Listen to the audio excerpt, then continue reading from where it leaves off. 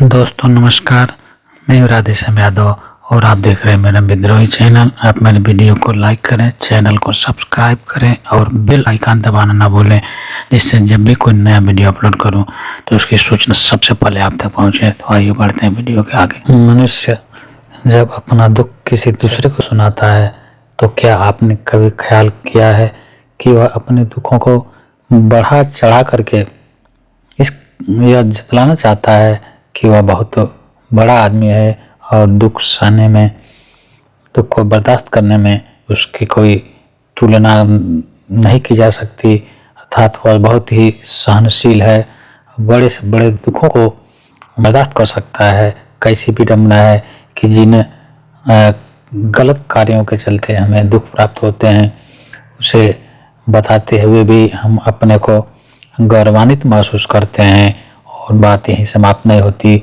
अगर आप दुखी हैं, अगर कोई इंसान दुखी है और जो लोग उसे सांत्वना देने आते हैं, जो लोग उसके दुख के साथी बनने का अभिनय करते हैं, उनके पीछे भी जो वैज्ञानिकता छिपी है, उनके पीछे जो मनोविज्ञान है, अगर हम उसे समझने का प्रयास करें तो वे लोग आपके आंसू पोंछने नहीं आते, बल्कि वे आपको जब बताना चाहते हैं कि उन्हें तो पता था कि एक दिन आपके साथ यही होना है, वे जताना चाहते हैं कि वे आपसे श्रेष्ठ हैं। देखिए, आप गिरे हुए हैं, आप इस समय दुखी हैं और वह सुखी हैं। वह इसके परोक्ष में, उसके वह अप्रत्यक्ष रूप से यह कहना चाहता है कि वह तुमसे बहुत ही अच्छा है और इसलिए तुम दुखी हो कि तुम उनसे अच्छे नहीं हो। वे इसलिए इस समय सुखी हैं कि वे तुमसे अच्छे हैं, उनके कर्म तुमसे अच्छे हैं। और आंसू पोंछने के पीछे जो मनोविज्ञान है, उनकी जो मानसिकता बनी है, वे यह जतलाना चाहते हैं या बताना चाहते हैं कि उन्हें तो पता था कि तुम्हारे कर्मों का फल यही मिलना है। एक न एक दिन तुम्हारे साथ ऐसा ही होना है। वह तुम्हारे साथ तुम्हारे लिए संवेदना व्यक्त करने नहीं आए हैं, बल्कि तुम्हारे जल पर नमक छिड़कने आए हैं।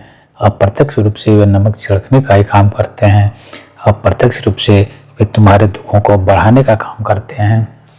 लेकिन उनके कहने का तरीका, उनके करने का तरीका कुछ इस कदर है कि हमें ऐसा प्रतीत होता है कि वे हमारे सच्चे हितकारी हैं, वे हमें सांत्वना दे रहे हैं। और कैसी विडंबना है दुनिया में कि हम जिन दुखों में उलझे हुए हैं, वे दुख हमारे अपने बनाए हुए होते हैं, उनका बीज हमने डाला हुआ है। हमारे व्यवहार के चलते आज वह बीज वृक्ष बन करके हमारे सामने खड़ा होता है, किंतु हम कभी यह जानने का प्रयास नहीं करते, कभी उसके जड़ में जाने का प्रयास नहीं करते कि यह बीज हमने ही लगाया है। निश्चित रूप से जिस समय हमने बीज बोया था उस समय हमारा अज्ञान घना था, हमारी अज्ञानता के कारण ही हमने तो उसे, हो सकता है कि हमने उसे मीठे फल का बीज समझ करके बोया था, लेकिन अज्ञानता के कारण हमसे भूल हो गई।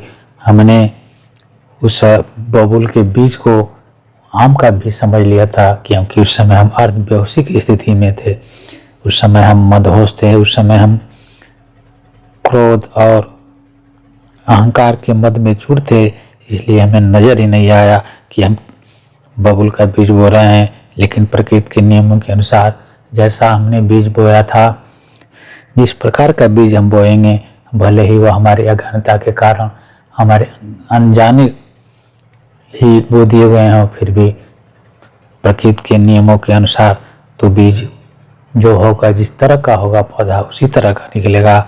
और हम जब वह वृक्ष बनेगा तो हमारे सामने उसी रूप में आएगा जो जिस पौधे का वह बीज है। मनुष्य भी अपनी अज्ञानता के कारण अपने ही बनाए जाल में उलझ करके किस कदर निराश, दुखी और विषादों से घिरा रहता है, इसका अंदाजा लगा पाना बहुत ही मुश्किल होता है। और मनुष्य को यह पता भी नहीं चलता कब उसने अपने लिए यह जाल निर्मित कर लिया, कब अपने लिए यह उलझन पैदा कर लिए, क्योंकि वह हर मनुष्य लगभग बेहोशी की स्थिति में जी रहा है और उसे होश ही नहीं रहता कि उसे क्या करना चाहिए। वह क्या कर रहा है, और जब भी क्रोध आता है तो वह सब कुछ भूल जाता है। उसके सोचने समझने की शक्ति नष्ट हो जाती है और उसका अहंकार इतना बड़ा हो जाता है कि अपने अहंकार को दिखाने के लिए, अपने अहंकार को साबित करने के लिए और अपने हर गलत कार्य को सही साबित करने के लिए वह हजार तर्क ढूंढ लेता है। अपने हर कार्यों को सही साबित करने के लिए वह हजार तर्क ढूंढ लेता है, हजार रास्ते निकाल लेता है और फिर अपने इसी बनाए जाल में इस कदर उलझ जाता है कि हाथ पांव चलाना भी मुश्किल हो जाता है। अगर मनुष्य होशपूर्वक जीना सीख जाए तो उसके जीवन के सारे दुख अपने आप वितरित हो जाएंगे। अगर वह अपने होश को कायम करने में सफल हो सके, अगर वह अपने होश में जीना में सफल हो सके तो उसका जीवन आनंद और खुशियों से भर उठेगा। फिर उसके जीवन में किसी तरह का कोई दुख, विषाद या निराशा नहीं रहेगा और दुनिया की सारी खुशियाँ उसके कदमों तले होंगी।